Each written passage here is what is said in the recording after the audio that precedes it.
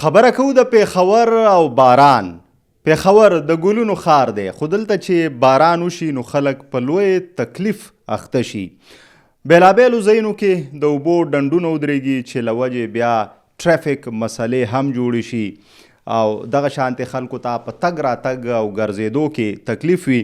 او دغه خبره د کلو بانډو نه بلکې پراپر چې کم ښار دی په هغې کې او چې کمې ښاري سیمې دي او کمې بالکل پوش علاقې دي نو هغه هم که زوړ ښار دی، قدیم ښار دی او که بیا د یونیورسټي ټاون په شانتې ځایونه دي، د حیات آباد په شانتې ټاونز دي، نو دغه ټول متاثره شي. دلته اوبه ودرېږي چې له وجې خلکو ته په تګ راتګ کې مسلې وي، ټرافیک هم چې کوم دی متاثره شي، ورسره چې کوم د بجلۍ ستنې هغه هم چې کوم دی یو خطرناک شکل اختیار کی. د دې سره سره بیا ګیس هم متاثره شي، چونکې لوډ شیډنګ روان دی نو هم خلکو ته ډېر زیات تکلیف وي. نو په دې لږه خبره کوو چې پیښور کې باران وشي او دا خو صرف په لومبي ځل باران نه کیږي بلکې هر کال څو سیزنو کې بارانونه کیږي، که ګرمي وي او که یخني وي. خو د باران نه وروستو یا د باران دوران چې د پیښور کوم صورتحال وي نو هغه د کتلو نه وي.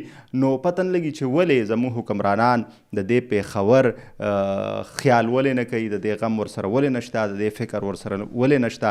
منو چې د دې آبادي هم سیوا ده، اوورلوډډ دی، خو بیا هم دا د حکمرانۍ ښار دی. زمونږ ټول مرکزونه هغه دلته دي، دلته پالیسي میکینګ کیږي. زمونږ حکمرانان هم دې پیښور کې کینی، خو بیا هم چې باران وشي نو پیښور ډیر زیات فریادي وي، اگر چې پیښور په تاریخ کې د ګلونو ښار په توګه یاد شوی دی. نو بهرحال دا تیره شپه چې دا کم باران وشو نو د دې له وجې د ښار نالۍ هغه هم متاثره شوې، ډرینیج سیسټم د هغې چې کم کمزوري د هغه هم مخې ته راشي. زوړ ښار د پیښور تاریخي ښار هغه هم چې کم دی نو د هغې بیلابیل ځایونه متاثره شي، چېرته ګاډي نښتي.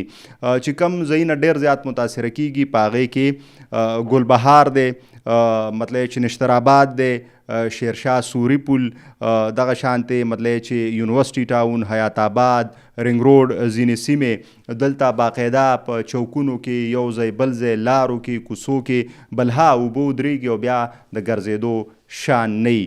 نو خواست دی چې زموږ حکمرانان پیښور طرف ته هم لږ توجه وکړي او د دې سره سره د نکاسې آب د ډرینیج سیسټم چې کوم دی نو په هغې توجه ورکړي، ځکه چې دا د پیښور حق دی، د لکونو خلکو حق دی.